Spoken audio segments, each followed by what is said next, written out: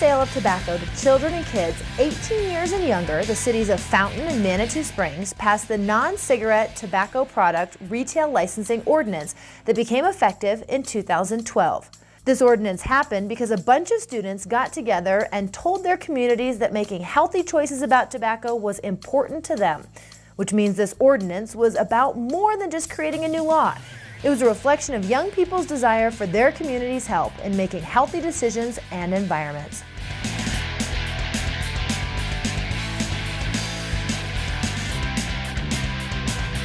This is where you come in. As a store owner, operator, manager, or employee, this ordinance requires you to have a license if your store sells non-cigarette tobacco products, such as chew or spit tobacco, cigars, and snus, just to name a few. And a person has to be at least 18 years old before you can legally sell him or her tobacco products. So once you have your license, there are a few things you have to do to make sure you can keep it. First, you have to display the non-cigarette tobacco retailer license in a highly visible place in your store, someplace that everyone is likely to see. Second, you have to check a valid ID of anyone trying to buy tobacco products who looks like he or she is 30 years old or younger. That's anyone, a teenager, a college student, a very youthful-looking grandmother. Just ask for a valid form of ID and check the date of birth and photo to make sure. You'll want to make sure the ID hasn't been altered. Inspect the ID for raised surfaces, extra thickness around the edges, or ragged edges, or crooked text, or text that looks like it has been erased and retyped. You'll want to be thorough to avoid any violations or penalties against your store. A good rule of thumb is no ID, no sale.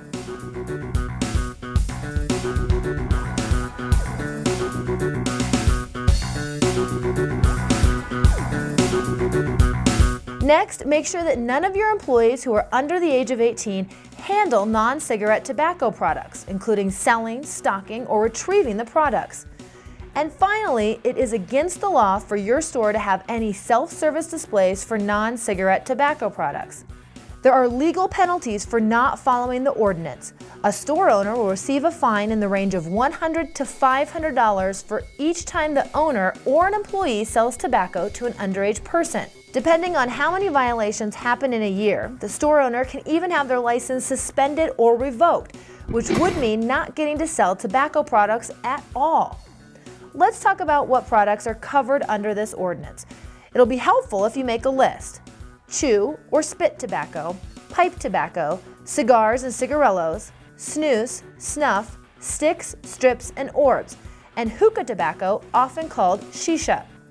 On the other hand, FDA-approved nicotine replacement therapy products are not considered non-cigarette tobacco products. Also remember, if you suspect that someone is purchasing tobacco products for a kid who is underage, you have the right not to sell to that person, even if he or she is over 18 years old.